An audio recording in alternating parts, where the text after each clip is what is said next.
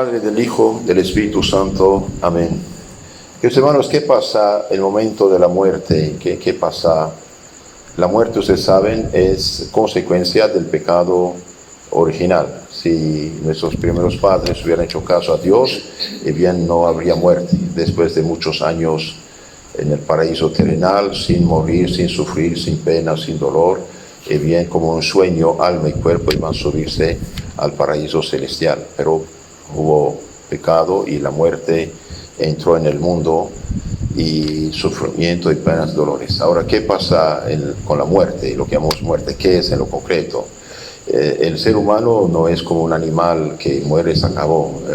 El ser humano es un ser racional, compuesto de alma y cuerpo. El alma es un espíritu inmortal, creado de imagen y semejanza de Dios, que no muere, anima el cuerpo. Entonces, en el momento de que llamamos muerte, que no es correcta, de hecho, separación más bien, del espíritu viviente, inmortal y del cuerpo, el alma pasa al juicio de Dios. El alma soy yo. Yo estoy consciente que existo, que estoy hablando, que estoy morando, que soy vivo. Esto no muere, pasa al juicio de Dios. Si en ese momento el alma está en gracia, en santidad, reconciliada con Dios, bien se salvará. Si está, por desgracia, separada de Dios, dando la espalda a Dios, bien cae en el infierno eterno y para siempre. El infierno tiene puerta de entrada, pero no tiene puerta de salida. Es para siempre. Ahora, los que salvan, ¿qué pasa con ellos? Unos van derecho al cielo. Todos los que mueren en gracia de Dios, bien se salvan. Unos van derecho al cielo, los inocentes, todos los niños bautizados, sin uso de razón, que murieron, van derecho al cielo, son santos. Y todos los penitentes y los inocentes. Los penitentes. Por ejemplo, la Magdalena, el Santo Agustín, o San Pablo, de criminal se hace cristiano, se hace santo, ¿no? Y los demás, ¿qué pasa con ellos? Bien, los demás pasan por un lugar que llamamos purgatorio, lugar de purificación. ¿Y por qué este lugar de purificación? Y porque Dios perdona, sí, pero exige reparación. Y si no hemos hecho suficiente reparación en este mundo, entonces tenemos que pasar por un lugar de fuego purificador en el otro mundo, y por desgracia no es fácil. Santo Tomás de Aquino dice que la diferencia entre el fuego del purgatorio y el fuego del infierno es que el del infierno es para castigar, atormentar los demonios, los condenados, y el del purgatorio, igual intensidad y ferocidad, es para purificar las almas antes que suban al cielo. El gran cardenal Bacci, en los años 50 y 60, escribió un libro de meditaciones, y yo saqué el texto del 2 de noviembre. Dice esto: el purgatorio es la obra maestra de la justicia y de la misericordia de Dios. Justicia exige reparación. Misericordia quiere salvar. Entonces el purgatorio es obra maestra de la justicia y de la misericordia de Dios.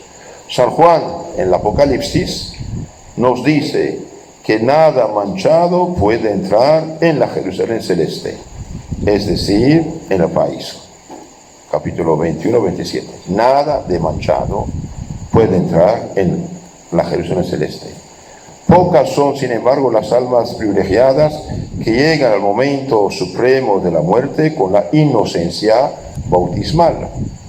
El Espíritu Santo nos dice que aún el justo peca 7 veces, o sea, muchas veces. Proverbios 24, 16.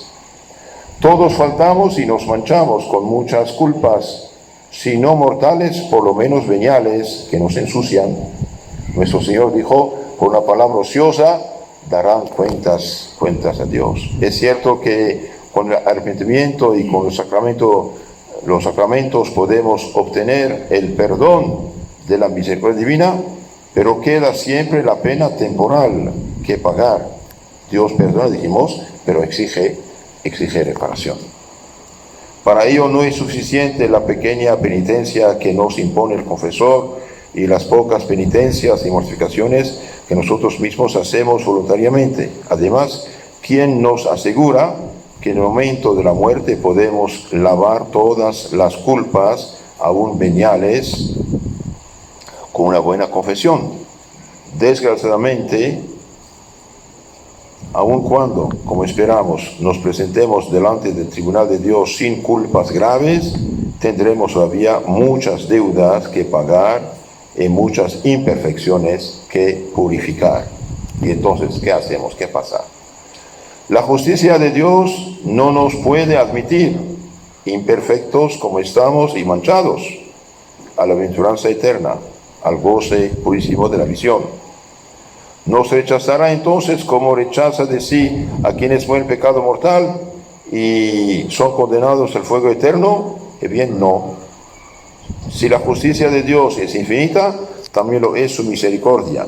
He aquí el purgatorio, donde las almas separadas en gracia de Dios, separadas del cuerpo, están en gracia de Dios, pero llenas aún de escorias, imperfecciones y deudas temporales que pagar, encuentran el modo de purificarse y de hacerse dignas del premio eterno. Entonces, vamos cargados con una cierta cantidad de deuda. ¿Qué hacemos? Bien, o nos purificamos con la penitencia, la oración, la limosna, los sacramentos en este mundo, o pasar al purgatorio. Ahora, ¿cuál es más fácil? Bien, este mundo, porque en este mundo todo lo que hacemos tiene, en estado de gracia, tiene su mérito, tiene su recompensa, tiene su bendición, mientras en el purgatorio ya no hay tiempo de merecer. Uno está como el oro en el crisol, tiene que purificarse ahí. ¿Por qué los condenados, por ejemplo, ya no pueden hacer penitencia ahí? Porque ya no hay tiempo. El árbol cae por donde estaba inclinado. Cuando cae ya no puede levantarse. ¿Por qué los difuntos no pueden ayudarse a sí mismos? Y porque ya se terminó el tiempo de los merecimientos. Entonces, ¿nosotros qué podemos hacer? Podemos ayudar nosotros a los difuntos. Esa es la razón por la que hacemos novenas, hacemos limosnas, hacemos rosarios, hacemos misas por nuestros queridos difuntos. Queridos hermanos, Dios es infinitamente puro, pureza absoluta en todo. Entonces, ¿qué hacemos? Nosotros cada vez que hacemos algo que sabemos está mal y lo hacemos de manera consciente, a propósito, deliberadamente, bien, nos manchamos, nos alejamos. Ahora pueden decir, pero padre, ¿para qué sirve la confesión entonces? Bien, la confesión sirve para pagar, cifra mía, para que entiendan, la confesión sirve para pagar el 99.9% de la deuda, que es el infierno eterno. Cuando uno peca mortalmente y se aleja de Dios, si sigue pecando y muere así, cae en el infierno para siempre. Pero la confesión, ¿para qué sirve? Sirve para hacer marcha atrás, cambiar de rumbo. Y va hacia el infierno. La confesión cierra la puerta del infierno, abre la del cielo, nos devuelve la gracia y la santidad, pero tenemos que recorrer el camino. Por ejemplo, si yo estoy aquí, quiero ir, por ejemplo, a Costa Rica, y me equivoqué, tomé el bus, me fui a Honduras, a la frontera de donde estoy. Entonces, ¿qué tengo que bajar? Y regresar. Eso es lo que hacemos. Ahora, el regreso puede ser muy lento o muy rápido según las personas. Por ejemplo, una persona que pecó gravemente, pero que se confiesa con un arrepentimiento tan grande, y bien, esta confesión puede borrar absolutamente todo. Pero otro solamente cierra la puerta del cielo y regresa un poquito. ¿Por qué? Porque falta algo. Entonces, cuando nos confesamos, tratemos de hacer con firme propósito, claro, para que valga la confesión, y firme propósito de nunca más volver al pecado. Y después aprovechar de los santos sacramentos. Cada comunión nos hace crecer en santidad, o debería hacer crecer en santidad. Y cada vez que uno crece en caridad, santidad y gracia, se acerca más a Dios y tiene menos purgatorio. Cuando hay pruebas, dificultades, sufrimientos, dolores, enfermedades, etcétera, ofrecer todo al Señor. Cuando está uno calumniado, insultado, menospreciado injustamente por los demás sin culpa, si uno ofrece al Señor, es grande ganancia. Cada vez que hacemos una obra de caridad con el prójimo, sea lo que sea la obra de caridad que uno hace, tiene sus méritos también. El hecho de dar un vaso de agua fresca a un niño tiene sus méritos. Y también hay un medio extraordinario de expiar sus propios pecados y también ayudar a los difuntos, es el santo sacrificio de la misa. ¿Por qué? Porque Cristo añade ahí su peso, el abogado por excelencia. Por eso, por ejemplo, el gran teólogo del siglo XX, tomista, padre Antonio Royo Marín, bien decía, la mejor limosna que puede imponer un confesor es de hacer celebrar misas por sus propios pecados en esta vida. El que hace celebrar misa por sus pecados en esta vida y participa y comulga y asiste es mucho más provechoso que después de la muerte. ¿Sí? Entonces podemos hacer más corto nuestro purgatorio. Entonces Dios, dijimos, es la misericordia en sí y la justicia en sí, pero nada manchado entra. Entonces, ¿qué hace? Por unos pecados veniales o escorias del pecado, no nos rechaza, pero tampoco puede admitirnos el cielo. Entonces nos da la posibilidad de purificarnos en el purgatorio. Ahora, claro, el diablo, que es diablo, mentiroso, padre de mentira, va a decir dónde está en la Biblia el purgatorio. No es necesario que esté en la Biblia el purgatorio, porque la Biblia dice que todo no está escrito. Así de sencillo. Pero para la satisfacción de la gente que quiere saber, bien, la Biblia completa y verdadera, íntegra y no mutilada, en la Biblia verdadera, el segundo libro de los Macabeos, bien, capítulo 12, 42, 46, se lee: Judas Macabeo, el valiente protector de Israel, hizo una colecta por sus soldados difuntos de 12,000 dracmas, mandó la plata a Jerusalén para comprar corderos y ovejas y ofrecerlos en sacrificio por los difuntos para que fueran libres de sus pecados, es decir, de la deuda del pecado. Queridos hermanos, aunque no fuera escrito, bien, nuestro Señor y la lógica humana nos dice que sí tenemos esto. Además, la Iglesia siempre rezó por los difuntos. Ahora, ¿qué sufren los difuntos en purgatorio? Bien, los santos dicen que el mayor dolor de este mundo es menor que el del purgatorio. Entonces sepamos que es algo serio. Entonces por eso dije, aprovechemos de las dificultades, enfermedades, calor, frío, hambre, sed, enfermedades, pruebas, ofrecer todo al Señor en remisión de nuestros pecados. Ahora los difuntos sufren a la vez dolores físicos, podemos decir, y también dolores de arrepentimiento, de estar separados de Dios. Ellos saben que por su culpa están ahí y hubiera podido evitar todo eso, por eso sufren y tienen un deseo grandísimo de llegar al cielo. También tienen sus alegrías, ¿por qué? A pesar de los sufrimientos, porque saben que están salvados, que son salvos, que un día, tarde o temprano, llegarán al cielo, por eso ahí contentos, etcétera, etcétera. Podemos decir muchas más cosas, pero lean el librito ahí del cardenal Bacci que explica todo eso. ¿Y qué saben de nosotros, los difuntos? Algo interesante. Salida viva ya de las angustias de la muerte, el alma lleva consigo todas sus facultades no atrofiadas o condenadas a la inercia, las cuales conservará hasta la resurrección de esta carne, que deberá revestir al fin de los siglos. Además, dichas facultades siguen siendo capaces de obrar, aunque en condiciones profundamente cambiadas. La conciencia del propio yo, que no está consciente, que vive, que existe, la conciencia del propio yo, los hábitos intelectuales contraídos, los conocimientos adquiridos, los recuerdos impresos en su sustancia incorruptible, persisten en ella juntamente con la vida. Y los ángeles ayudan, podemos decir, noticias. Las almas de nuestros muertos ya están en el cielo como bienaventurados, ya expian en el fuego del purgatorio, viven unidas a nosotros, piensan en nosotros, nos aman, ruegan por nosotros, y nosotros por ellos. Eso se llama comunión de santos. La iglesia es una, pero está en 3 lugares diferentes: en el cielo, los bienaventurados; en la tierra, iglesia militante; y en el purgatorio, iglesia sufriente o purgante. Entre nosotros, nuestros difuntos, hay una unión admirable, invisible, pero real, un intercambio de pensamientos, afectos, oraciones.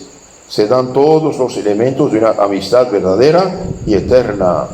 Qué consolador es este pensamiento. Nosotros no hemos perdido nuestros seres queridos que han muerto con el beso del Señor, es en la gracia de Dios. Están allá arriba y nos miran, piensan en nosotros, nos esperan. Otro tanto debemos nosotros hacer por ellas. Pensar en ellos, amarlos, rogar por ellos y también acelerar su liberación si no han llegado al cielo. El fundamento de la devoción a los difuntos fieles es este dogma consolador de la comunión de los santos. De hecho es lo que decimos en el credo: creo en la comunión de los santos, resurrección de la carne. La Iglesia Universal, ya sea en camino todavía en esta peregrinación terrestre, nosotros, ya sea que arda entre las llamas purificadoras del purgatorio, ya triunfe en los gozos eternos del cielo, forma el cuerpo místico de Cristo en el cual circula, vivificadora, la vida divina de Jesús. Esta vida no se extingue con la muerte, sino solamente en el pecado, con el pecado mortal, que la seca en nosotros, haciéndonos sarmientos secos, separados de la vid que es Cristo. Por eso las almas de nuestros difuntos, muertos en la gracia de Dios, son miembros vivos, unidos al cuerpo místico de Jesús. Ahora bien, así como el cuerpo humano,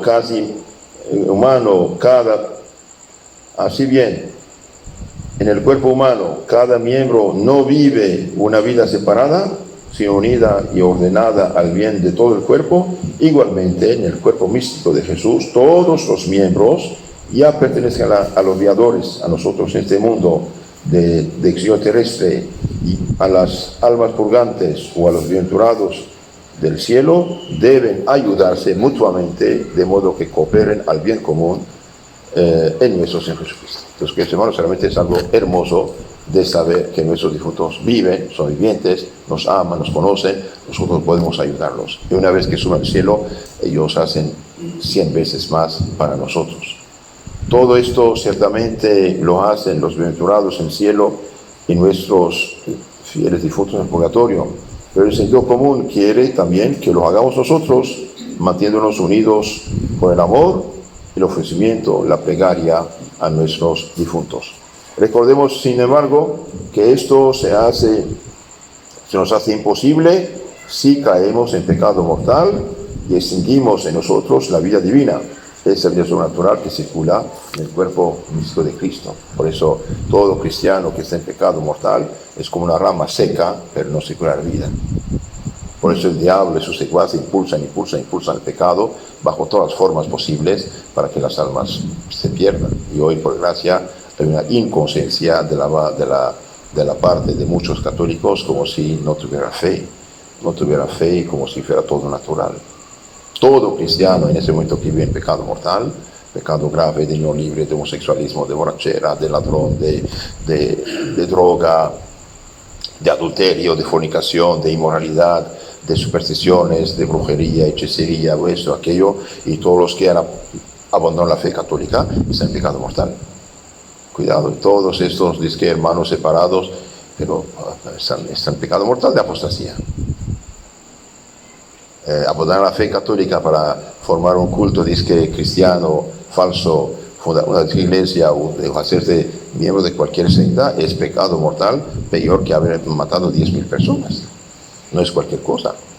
Al menos los católicos en pecado mortal son como carros con llantas ponchadas, no avanzan, pero no salieron del camino, pueden cambiar la llanta y adelantar. Pero cuando se hace de una secta, de una falsa iglesia humana fundada por charlatanes y falsos profetas, está como en el barranco perdido. Cuidado, hermanos. Termino. Recordemos, sin embargo, que esto se nos hace imposible si caemos en pecado mortal y extinguimos nosotros la vida divina de la gracia. Pobre de nosotros. En este caso, nos convertimos en sarmientos separados y muertos, en miembros corrompidos. Ya no seremos hermanos de los aventurados poseedores del cielo, ni de las almas purgantes que sin embargo son santas, sino que seremos leños secos destinados a alimentar las almas eternas del fuego si morimos en pecado mortal. Por eso, queridos hermanos, sigamos el consejo de nuestro maravilloso santo hermano Pedro, el gran santo de América Central, Hermanos, hermanos, acuérdense, decía tocando la campanita la noche. Hermanos, hermanos, acuérdense, un alma tenemos. Si la perdemos, no la recobraremos. Cuidado. Y cuando el diablo dice peque, no hay problema, te conocerás después, y bien no seamos tontos. El después no existe, el día de mañana no existe. Cortar con la tentación y hacer contra la tentación, el diablo cae como una mosca por el suelo. Resumen, ¿con qué podemos ayudar a nuestros difuntos? Les dije con la oración, con rosario, con el ayuno, con la limosna. La limosna ayuda mucho, con la asistencia a la Santa Misa, con el hecho de ofrecer santas misas por nuestros difuntos. Todo esto ayuda a nuestros difuntos. Y una vez que suben del purgatorio al cielo, como dije, ellos hacen también más por nosotros, son tan agradecidos. Como una persona que tenía 50 años de cárcel, uno hace gran esfuerzo, la libera y está libre. No sea agradecida. En el más allá, el agradecimiento es más que tratemos de ayudar quizás nuestros padres, nuestros hermanos, nuestros abuelos seguramente, nuestros antepasados, y también ayudar a los por quien nadie reza. Hoy hay una pésima costumbre entre los católicos: apenas alguien muere, aleluya, ya está en el cielo, se visten de blanco y canten aleluya. Bien, es mentira. Es mentira. Ojalá que esté en el cielo. Ojalá, ¿por qué no? Pero en lo concreto, según el Evangelio, si uno debe dar cuenta por una palabra ociosa, ahora imagínense cuando uno tiene una larga vida y de mediocridad y de pecados y de caídas. Cuidado. Por ejemplo, supongamos, yo tengo un amigo en la cárcel, le mando una caja llena de comida, de ropa y ayuda. Lo mando a la cárcel, a mí créeme, cuando lo reciba está muy contento, porque en la cárcel cualquier cosita es un gran tesoro, no tiene nada. Bien, supongamos yo mandé mi caja a la cárcel y mi amigo ya salió de la cárcel. Les doy a los demás presos, agradecidos y contentos. Dios los tiene en cuenta. Si yo hago caridades, limosnas, misas por mi difunto y mi difunto en el cielo, de este modo Dios atribuye a otras personas necesitadas y de todo modo acepta mi caridad, también me recompensa. ¿Y qué pasará al final del mundo? Al final del mundo todos van a resucitar, habrá juicio final, las conciencias serán manifestadas, los buenos a la derecha de Cristo para la vida eterna, los malos en el infierno eterno, y ya no habrá purgatorio. Al final del mundo queda cielo e infierno. Queridos hermanos, no olvidemos esto. Somos pasajeros a la eternidad, y no es porque hoy filosóficamente con la razón humana ya la gente no piensa que no hay nada. Bien, lo que es, lo que no es, no depende de nuestras opiniones. No seamos caritativos con esos difuntos, y Dios hará que otros sean caritativos con nosotros. Amén.